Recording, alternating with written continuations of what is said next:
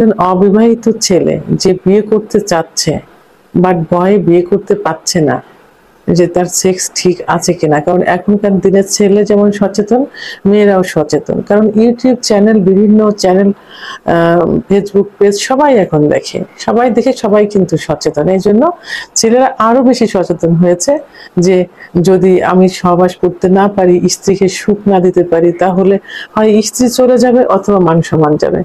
এই ভয়ে তারা আগেই প্রশ্ন করে, আগেই জানতে চায়, আগেই চিকিৎসা নিতে চায় যে সে সুস্থ আছে কিনা, অর্থাৎ যৌন জীবনে স্বাভাবিক আছে কিনা সেটা সে কি করে বুঝবে। তো আজকে সবার প্রশ্নের আমি অ্যান্সার করার জন্য ভিডিও আকারে এসেছি। আসলে অনেকে চেম্বারে এসে বলে যে ম্যাম, আমি কিছুদিন আগে মানে আমি সুস্থ আছি কিনা এটা পরীক্ষার জন্য একটা হোটেলে গিয়েছিলাম, মেয়েদের কাছে গিয়েছিলাম। তো সেখানে আমি পারফরমেন্স ভালো হয়নি। আবার অনেকে বলে যে দেখা যায় আমার ইচ্ছা হচ্ছে না, বা ইচ্ছা হলো উত্থান হচ্ছে না, বা উত্থান হলে সহবাসে গেলে আমি অল্প সময়ের ভিতরে বীর্যপাত হয়ে যাচ্ছে, এই সমস্যা হয়েছে। তো এখন কি করব? তো আসলে এই যে মানে সে ভালো আছে কিনা এইটা পরীক্ষা করার জন্য সে হোটেলে যাবে, সে একটা কল গার্ল ডেকে নিয়ে তার বাসায় নিয়ে আসবে, তার মা বাবা তখন থাকে না, নিয়ে আসবে কি বন্ধুর বাসায় নিয়ে যাবে, তার প্রবাসী ভাবির সঙ্গে সম্পর্ক করবে, মানে পরীক্ষা করবে যে সে ঠিক আছে কিনা। আসলে এটা স্বাভাবিক নিয়ম না, এটা ঠিক না। প্রথমে বলবো যে মানে ইসলামের দৃষ্টিতে এটা কিন্তু সম্পূর্ণ নিষিদ্ধ। বিবাহ বহির্ভূত যৌন মিলন এটা কি হয়, এটা কিন্তু জিনা করার হয়ে যায়। আর জিনার গুনাহ কিন্তু খুব মানে ক্ষমা পাওয়ার যোগ্য না। তো সেহেতু এটা করা ঠিক না। তো এটা আপনি কি করতে পারেন, যদি আপনার স্বাভাবিক নিয়মে আপনি ঘুমিয়ে আছেন, বিশেষ করে পুরুষের সেক্স যে হরমোনটা থাকে টেস্টোস্টেরন হরমোন, এই হরমোনটা কিন্তু বৃদ্ধি পায় রাত 12টা থেকে তাহাজ্জুদের নামাজে পর্যন্ত। আবার দেখা যায় যে ভোর 7টা পর্যন্ত কিন্তু এটা বৃদ্ধি পায়। যে অর্থাৎ 5 ঘন্টা ঘুমালে, রাত্রে 5 ঘন্টা ঘুমালে ভোর রাত্রে 15% হরমোন বেড়ে যায়, তখন লিঙ্গ লোহার মতো শক্ত হয়ে দাঁড়িয়ে যায়। যদি আপনার এটা নিয়মিত দাঁড়ায়, মানে উত্থান হয়, ঘুমের ঘরে আপনি জেগে দেখলেন যে আপনার এই লিঙ্গ উত্থান হয়ে আছে, এবং ঘুমের ঘরে কিন্তু মাঝে মাঝে কিন্তু এটা দাঁড়ায়, 4-5 বার কিন্তু এটার উত্থান হয়। যদি কোনো একবার আপনি ফলো করে থাকেন যে এটা উত্থান হয়েছে, তাহলে আপনি মনে করেন যে স্বাভাবিক আছে।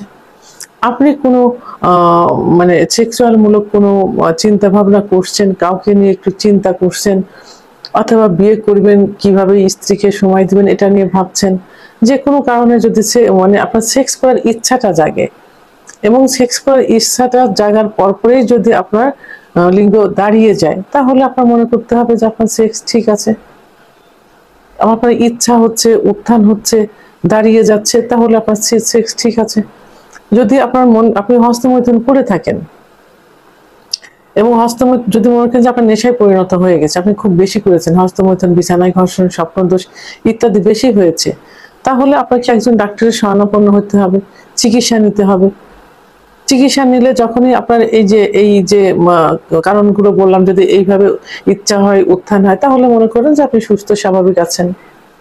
আবার অনেক সময় যে যারা এসে বলেন যে আমি গিয়েছি বাইরে পরীক্ষা করতে মেয়েদের কাছে, কিন্তু আমার দাঁড়ায়নি বা ইচ্ছা হয়নি, আসলে এটা তো সঠিক ওয়ে না।